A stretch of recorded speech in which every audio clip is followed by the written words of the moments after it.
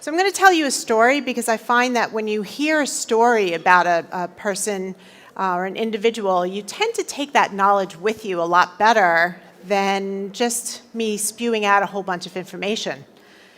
And, you know, it's a funny thing about knowledge.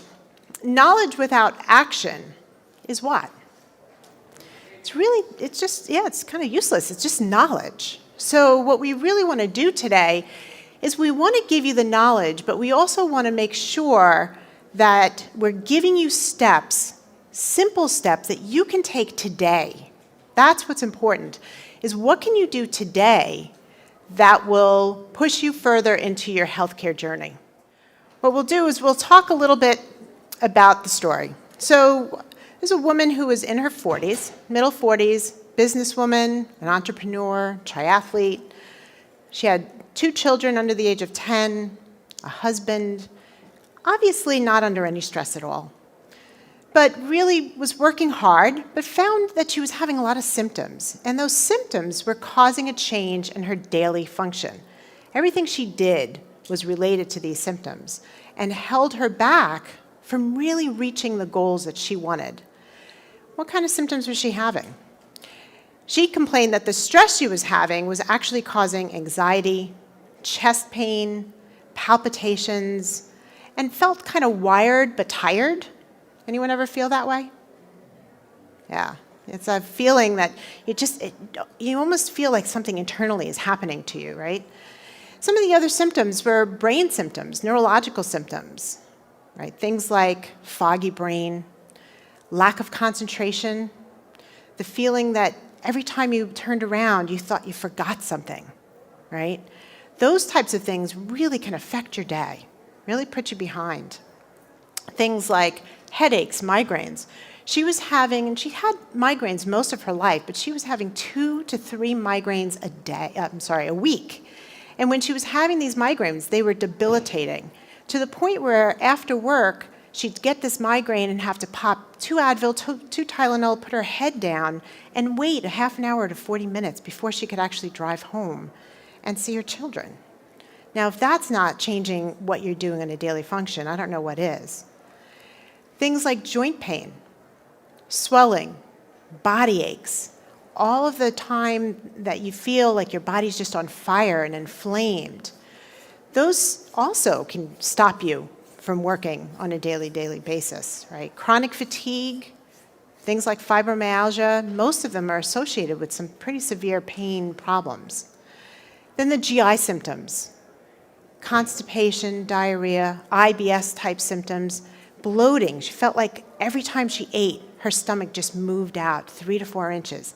There isn't a woman alive that I know would like to have her stomach move out 3 to 4 inches. So you'd say, well, what did she do? Well, that person actually was me. That was me about 7 years ago. And I did what any other person would do, right? What would you do? Go to your primary care doctor. And you'd say, these are what I have. This is what's going on. What in the world is wrong with me?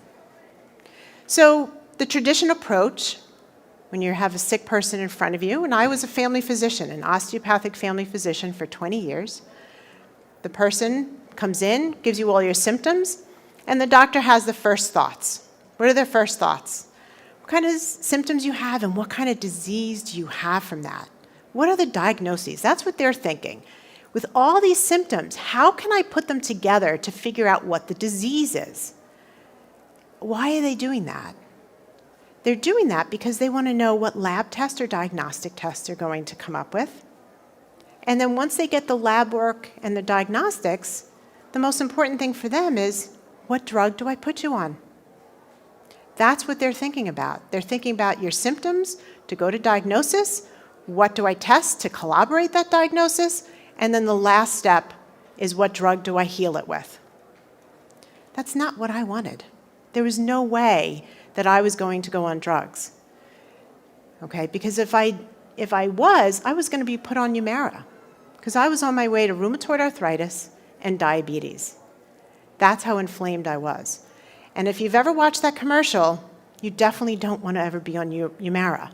Serious infections that could land you in the hospital or death? Not for me. Certainly wasn't going to happen. So what do you do at that point? Well, luckily for me, I was already on a functional medicine path. I already knew that I had a lot of me's in my practice, and those people were sick, and I wasn't healing them with drugs.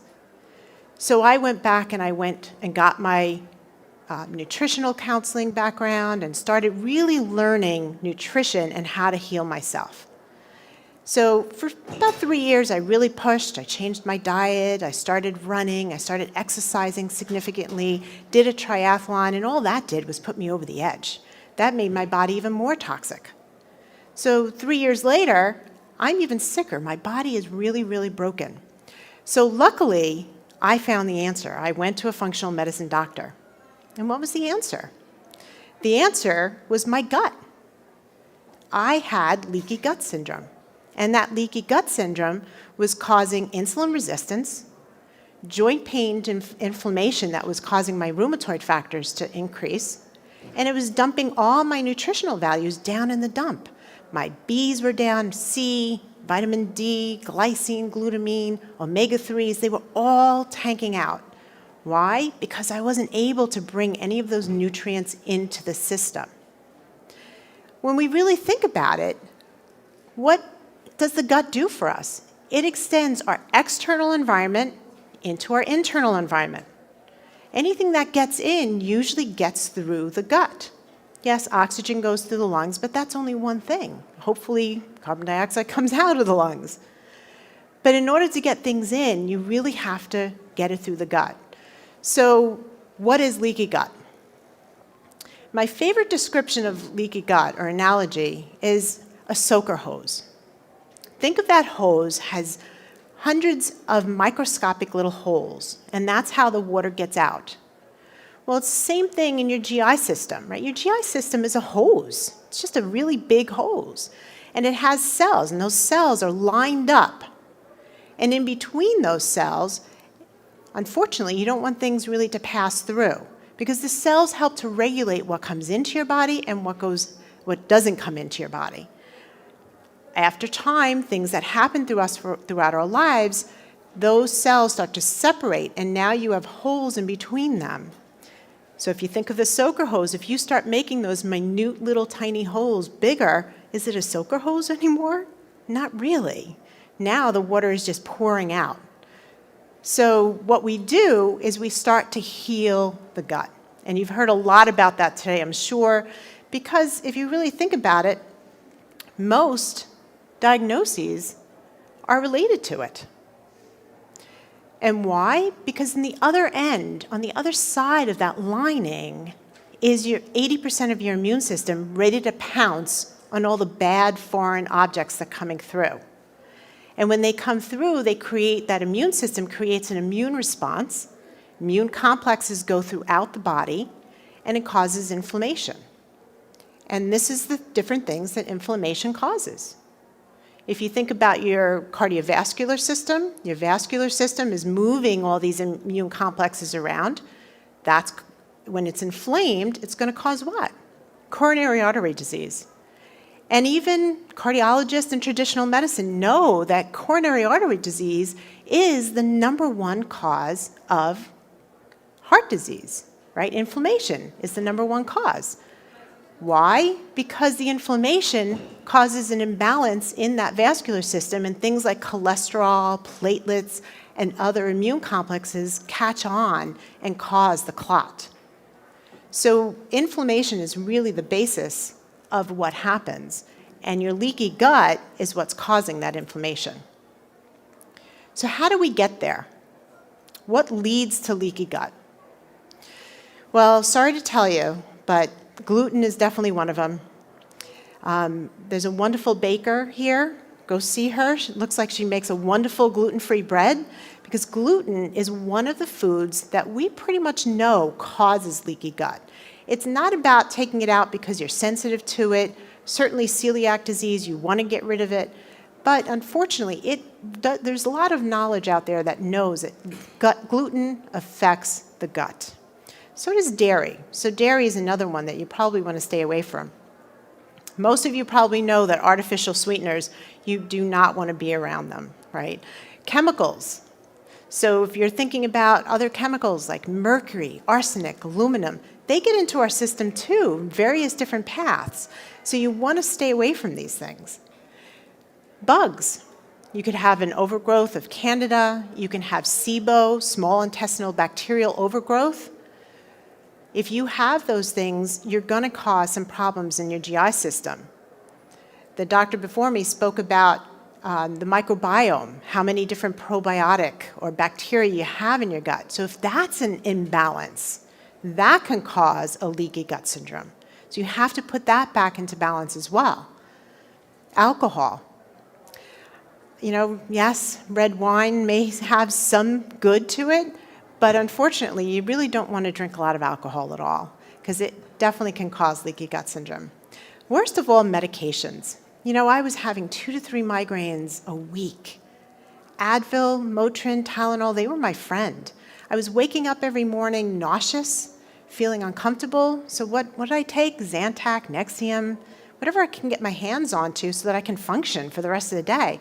All it was doing was making things worse. It was decreasing that acid in your gut that's supposed to help digest.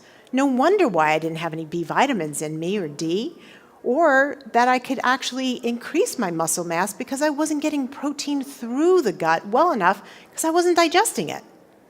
So you really have to look at what we're doing with all the medications we're on and try to get off of it as quickly as possible. Stress. Stress definitely causes leaky gut syndrome, and I certainly was stressed to the max. So we have to learn ways to help mediate that stress, help to take care of it on a day-to-day basis, not just taking your yoga class on Friday night. That's not going to help you every single day. You need to look at every single day, what am I going to do to help my stress level decrease? We want to focus on that. Pesticides, herbicides. You know, organic, I know it's expensive, but your health is much more important than that. So, you know, go to ewg.org, find out what's the clean and the dirty, and get rid of the dirty as much as you can. Grass-fed beef, again, US Wellness Meats is here. Go talk to them, because you want to do grass-fed, you want to do pasture-raised, you want to be as organic as possible. Processed foods. I don't think I have to say much from that, do I? I'm sure I'm pretty much preaching to the choir, but processed foods are out. If it comes in a box or can, don't take it. I had yesterday someone tell me, you know, I do gluten-free. I love the gluten-free products. I said, but they're products. You can get gluten-free in the produce aisle. That's where you should be getting your gluten-free products from. The produce aisle around the supermarket, not in the middle. So symptoms of leaky gut. This is going to look very familiar. Stress, chest pain, palpitations, memory loss, lack of concentration, brain fog. Okay, all of those symptoms that I was describing earlier, headaches, migraines, what you might think is a tension headache, it's probably leaky gut syndrome, or at least part of the problem. Joint pain, muscle ache, chronic fatigue, fibromyalgia, those aren't diagnoses to me. Those are a collaboration, a group of doctors that said, you know, we have all these people, and they have all these symptoms, and these lists of symptoms look really familiar. Let's just put them together and call it chronic fatigue syndrome. That's what they did. Nobody looked at how was that person's body functioning. That's what functional medicine doctors do. GI symptoms. It's not all about GI. Yes, I'm talking about the gut, but it's not all about the GI symptoms. These symptoms can go anywhere at all. So the functional approach. So now we take you to some of the talking points, some of those simple steps, those action steps I talked about earlier. This is where you want to write them down, because this is how we start to heal you step by step. First thing we do is we detox. When we're detoxing, we're not just, you know, giving you a cleanse and making you go on the toilet all day long. That's not what we're doing with a detox. You want to go organic. You want to get the chemicals out of your system. You want to get sugar out of your system. Okay, those are the things that you want to start to do. all of those processes that I talked about earlier that it can actually cause, you want to start taking care of that. You want to look at your household products. What water are you drinking? Does it have arsenic in it? Lead, maybe? Get rid of it. Talk to the people about filtering. They're all here. So detoxing is also about giving your liver the nutrients it needs to start to get rid of some of the toxins that are already in the body. So when we detox, we get rid of gluten, we get rid of dairy. Those are your first two things in your toolbox today that you can do today to start healing your body. Get rid of gluten, get rid of dairy. Okay? Nutrition. I'm not going to talk about the macronutrients, The macronutrients, fat, protein, carbohydrates, they're important, but let's talk about the micronutrients. Are you getting enough of the micronutrients? Very hard to do, but that's where you want to focus on. You want to start looking at the foods that you're eating. Are you getting all the vitamins and minerals that you need? This is about food, people. It's not about supplementation. Supplementation will help you off in the beginning because you just can't get as much as you need right away. So I do use supplements. But in the end, it's about a lifestyle change. It's about what you can do for your body every single day. And then we talk about fitness. If you're not walking, start to walk. If you're already walking and doing aerobics, great, your cardiovascular system is great. But start to weightlift too, because guess what? I want to get off the floor with my children and my grandchildren as they get older. I'm not going to be able to do that if I don't have the muscle mass to do that. So you have to weight train as well. You have to start to move. Nervous system. Wired and tired, we talked about that. That's hormonal as well as the nervous system. I was running on what we call the sympathetic nervous system, and it was high. How do we get rid of that? We start learning meditation. That's your third action step today. Start to meditate. 10 minutes. 10 minutes a day. Who here does not have 10 minutes? I'm so glad no one raised their hand. Thank you. But that's what's important. You want to get rid of gluten, you want to get rid of dairy, and you want to start to meditate. 10 minutes a day. Headspace is a great app if you need someone to guide you through. That's 3 things that you can do today to start to heal yourself. Hormonal imbalance. Find a functional medicine doctor. See how they can help you. I will say that hormones usually start to become balanced once you start getting in the coenzymes that it needs to create cortisol, to create insulin, to create progesterone, estrogen, testosterone. That's why these things are low, because you couldn't create it. So you'll start to heal from the inside out. Okay? So the 4th thing is my assistant is going to start handing out some cards. Put your name on it, put your phone number, email. We raffle off a free wellness consultation, usually 5 or 6 by the end of the week because we have so many people that have signed on. And we do all sorts of different lectures throughout the year, so sign up for our newsletter. That's another action step that you can start to take to heal yourself, right? Because it's about treating the whole person. It's about taking all those pieces that we talked about and start to put them together. All right, so the idea is you want to detox, you want to increase your nutrition, you want to start to exercise, balance your hormones, and calm down that nervous system. Start to take care of self.